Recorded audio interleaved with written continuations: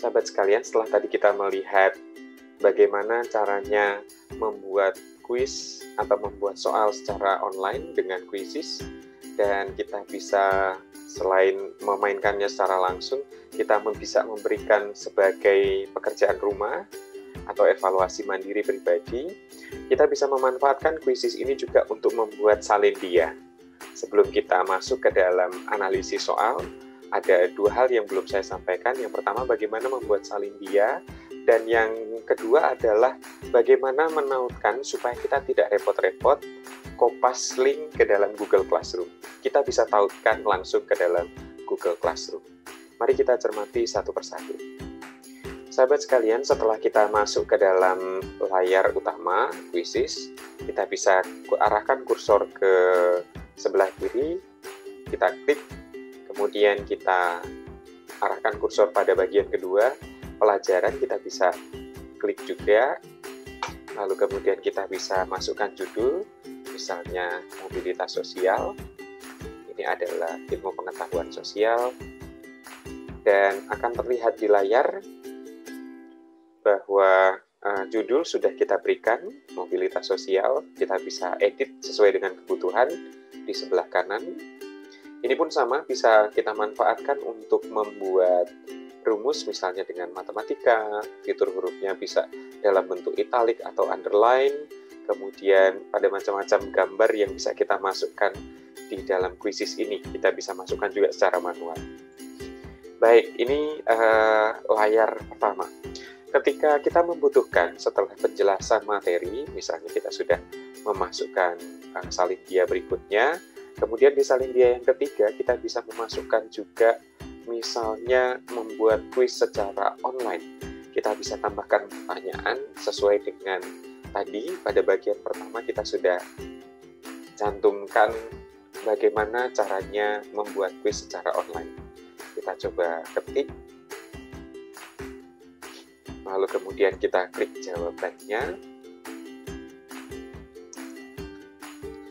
dan kita bisa publikasi sebagaimana kita tadi membuat kuis secara online.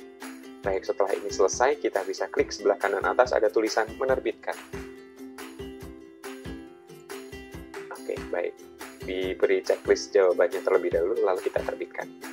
Baik, akan tampak di layar ada pilihan bahasa yang digunakan, kelas yang diajar atau diampu, dan secara publik. Tampak pada layar ada dua bagian, sama seperti ketika tadi membuat soal dan mempublikasikannya pada siswa. Yang pertama adalah mulai pelajaran langsung, dan yang kedua adalah berikan pekerjaan rumah. Kita bisa coba lihat bagaimana kalau mulai pelajaran secara langsung. Nah, tampak di layar ada 4 slide, kita bisa langsung klik menyajikan.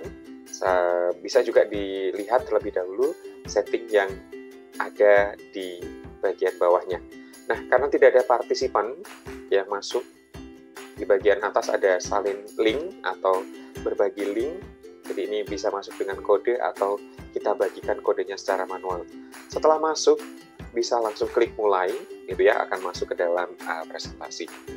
Baik, ini bagian pertama yang ingin saya bagikan pada kesempatan kali ini.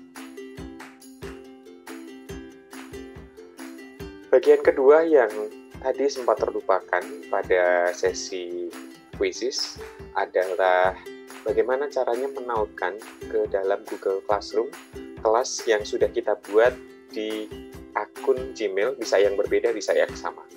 Kita bisa arahkan kursor pada bagian kelas, lalu kemudian kita bisa import Google Classroom. Baik, akan langsung masuk ke dalam layanan Google, dan kita bisa arahkan ke akun yang sudah kita punya. Terlihat di layar bahwa Quizizz ingin mengakses akun Google, lalu kemudian mengizinkan Quizizz untuk beberapa hal, melihat pengumuman dan sebagainya. Jadi ini manfaat ditautkan secara langsung dari Quizizz ke Google Classroom. Demikian pula dengan Kahoot, ini juga bisa dilakukan sehingga tidak terlalu merepotkan untuk mengalih menaikkan penilaian dari Quizzes atau Kahoot menuju Google Classroom? Mari kita coba lihat dengan klik izinkan sebelah kanan bagian bawah. Nah, terlihat di layar bahwa sudah ada satu kelas yang kita undang. Baik, ini sudah kita cermati. Kita bisa coba klik. Setelah diklik izinkan, maka tampak seperti di layar. Lalu kita arahkan kursor ke bagian kanan atas, import kelas Google. Kita bisa klik, lalu kita lihat bahwa tampilan seperti ini. Ya.